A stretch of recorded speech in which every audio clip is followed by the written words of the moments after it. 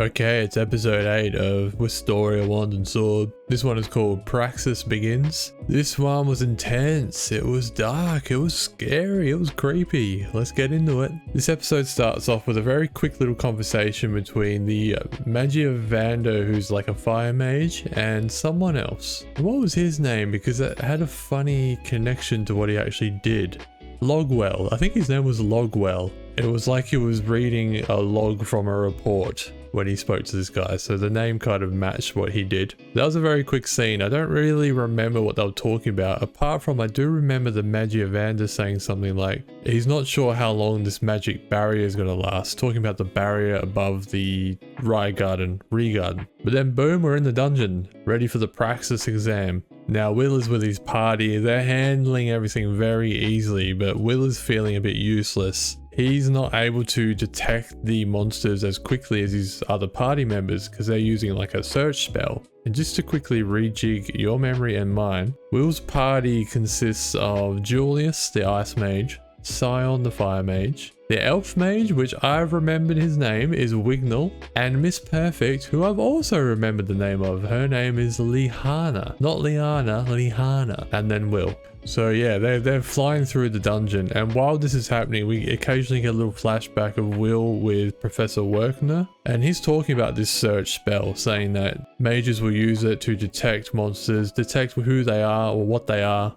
where they are, like how far away they are, that kind of thing, so they can be prepared. Obviously, Will can't do magic, so he can't use this. He's relying on his eyes and his wits. Lihana reveals her plan for this crawl, so she wants to go to the 10th level and fight the floor keeper. She actually calls it the final boss of the Praxis exam. Again, another little game reference. This thing is like a 3-headed dog, massive demon dog thing. Kind of like Cerberus, I guess, but this thing is really deadly though, and it's actually killed students in the past. When they talked about students dying in the last episode, it was because of this thing. But it is worth 110 credits if you kill it. Before they get there, we see another scene with that hooded character from the post-credit scene of the last episode with this other headless character. Now I can't remember if the hooded guy made him headless or the headless guy was ripping off heads in the post-credit scene, because I'll get to it later, but this headless guy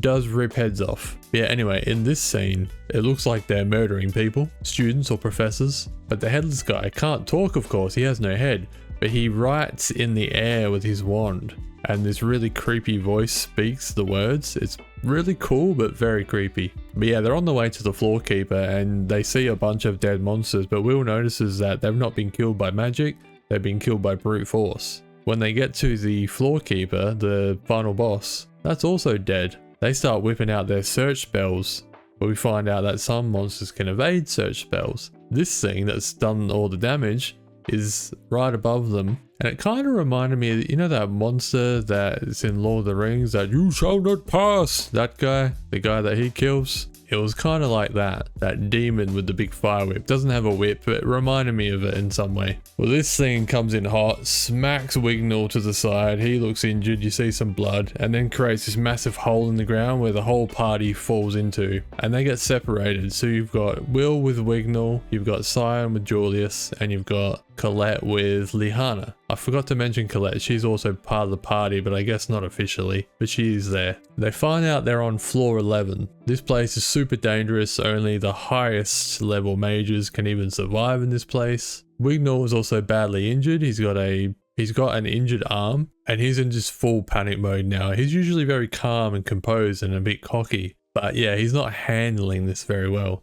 Will, on the other hand, very calm, very calculated.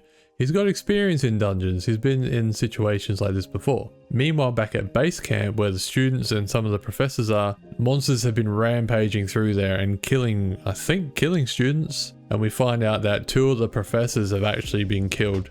They've had their heads, and this is what they say, they've had their heads twisted off.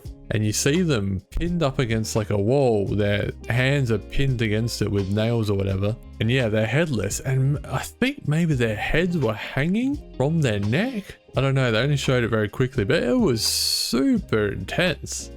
Wasn't expecting a scene like that in this show, which has been generally lighthearted. So then you see Professor Edward come running in, shouting to Workner that the Praxis exam is cancelled, we got to get in there, we got to save these students' lives. And the Rosti is at this base camp as well. Looks like maybe Rosti is going to get involved too. So that's the episode. There are no post-credit scenes in this one. Couple of little things I'll point out that happened in the episode. Lihana at one point tells Will to hand out rations to the party, and Wignall tells Will to drop it. Wignall the elf. Apparently he won't let anyone touch him that he deems unworthy. The only one worthy in the party is Lihana at the moment.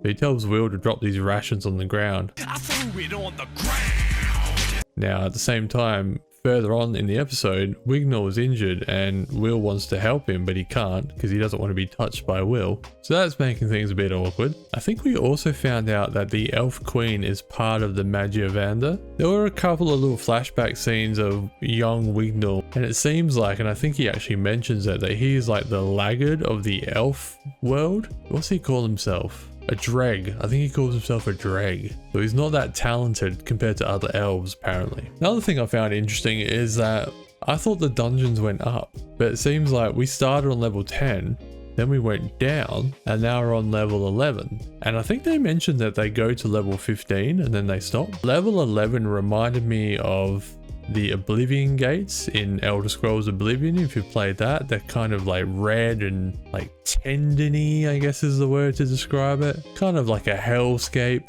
It looks like that. They're just crawling with monsters. We actually saw quite a few cool monsters as well. Like I mentioned, the thing that reminded me of the Lord of the Rings demon. We also had the demon dog. We had some demon pigmen that had no eyes, but they could sense things. We had a big snake thing, some crimson ants who were the size of people. Very cool, very cool. It's actually starting to make me want this in a game because I think it would be a good game. Probably like a Final Fantasy RPG style game. But the episode itself was really good. Probably my favorite so far. Very dramatic, very tense. You definitely felt things. You felt the tension. You felt that things were at stake here. I actually genuinely believed that characters could die in this episode. I thought Wignall had died at one point, and they still might. They still might. And every scene with this headless thing is really creepy. Really well done. I like the scenes, but they are creepy. They are scary. So yeah, really enjoyed it, liking the show more and more. I'd probably give this episode an 8.5. I'm close to a 9, but I kind of want to reserve the high scores for episodes down the track because I don't know how good they're going to get.